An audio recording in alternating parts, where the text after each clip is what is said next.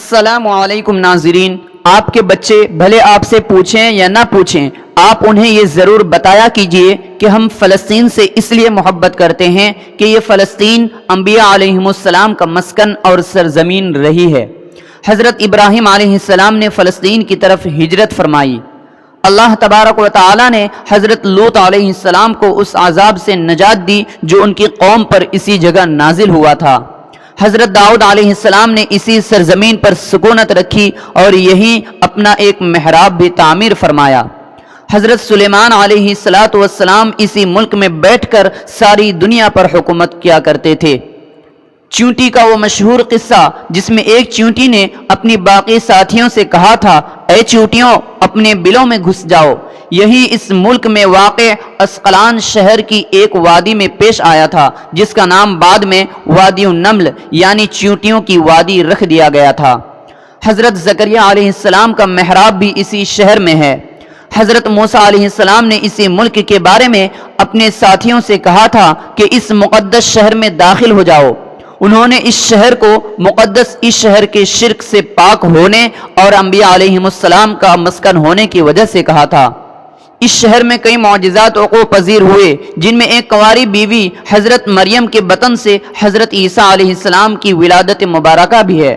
حضرت عیسیٰ علیہ السلام کو جب ان کی قوم نے قتل کرنا چاہا تو اللہ تبارک و تعالیٰ نے انہیں اسی شہر سے آسمان پر اٹھا لیا تھا۔ ولادت کے بعد جب عورت اپنی جسمانی کمزوری کی انتہا پر ہوتی ہے، ایسی حالت میں بی بی مریم کا کھجور کے تنے کو ہلا دینا بھی ایک معجزہ الہی ہے۔ قیامت کی علامات میں سے ایک حضرت عیسیٰ علیہ السلام کا زمین پر واپس تشریف اسی شہر کے مقام سفید مینار کے پاس ہوگا۔ اسی شہر کے ہی مقام باب اللود پر حضرت عیسیٰ علیہ السلام مسیح دجال کو قتل کریں گے۔ فلسطین ہی ارض محشر ہے۔ اسی شہر سے ہی یاجوج و ماجوج کا زمین میں قتال اور فساد کا کام شروع ہوگا۔ اس شہر میں وقوع پذیر ہونے والے قصوں میں سے ایک قصہ طالوت اور جالوت کا بھی ہے۔ فلسطین کو نماز کی فرضیت کے بعد مسلمانوں کا قبلہ اول ہونے کا اعزاز بھی حاصل ہے۔ ہجرت کے بعد حضرت جبریل علیہ السلام دوران نماز ہی حکم ربی سے آقا علیہ السلام کو مسجد اقصی یعنی فلسطین سے بیت اللہ یعنی مکہ مکرمہ کی طرف رخ کرا گئے تھے۔ جس مسجد میں یہ واقعہ پیش آیا وہ مسجد آج بھی مسجد قبلتین کہلاتی ہے۔ حضور اکرم صلی اللہ علیہ وسلم معراج کی رات آسمان پر لے جانے سے پہلے مکہ مکرمہ سے یہاں بیت المقدس یعنی فلسطین لائے گئے۔ سرکار دو عالم صلی اللہ علیہ وسلم کی اقتداء میں انبیاء علیہم السلام نے یہاں نماز ادا فرمائی۔ اس طرح فلسطین ایک بار پھر سارے انبیاء علیہم السلام کا مسکن بن گیا۔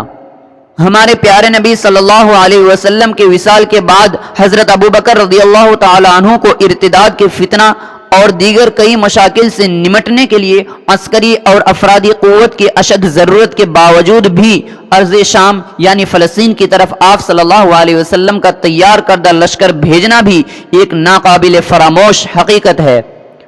اسلام کے سنہری دور فاروقی میں دنیا بھر کی فتوحات کو چھوڑ کر محض فلسطین کی فتح کے لیے خود سیدنا عمر رضی اللہ تعالی عنہ کا چل کر جانا اور یہاں پر جا کر نماز ادا کرنا اس شہر کی عظمت کو اجاگر کرتا ہے۔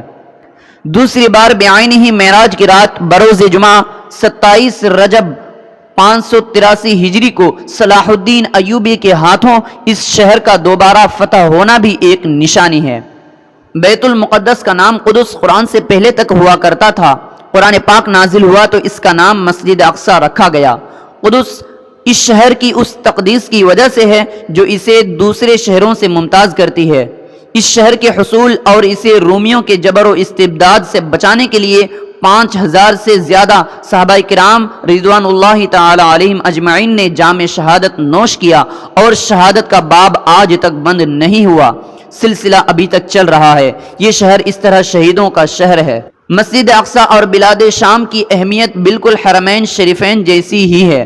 جب قرآن پاک کی یہ آیت والتین والزیتون وطور سینین وہذا البلد الامین نازل ہوئی تو ابن عباس کہتے ہیں کہ ہم نے بلاد شام کو التین انجیر سے، بلاد فلسطین کو الزیتون زیتون سے اور طور سینین کو مصر کے پہاڑ کوہ طور جس پر جا کر حضرت موسیٰ علیہ السلام اللہ پاک سے کلام کیا کرتے تھے سے استدلال کیا۔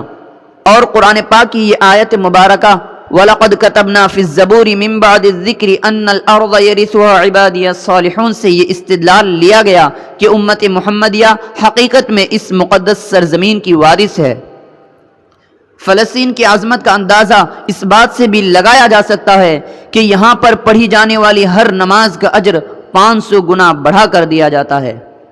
اگر ایک مسلمان ہونے کے ناطے اس ویڈیو کو دیکھ کر گرو محسوس ہوا ہو تو اس ویڈیو کو شیئر ضرور کیجئے گا، اور فلسطینی مسلمانوں کے لیے اللہ تعالیٰ سے خوب دعائیں کریں کہ اللہ تعالیٰ ان کی غیب سے مدد فرمائے۔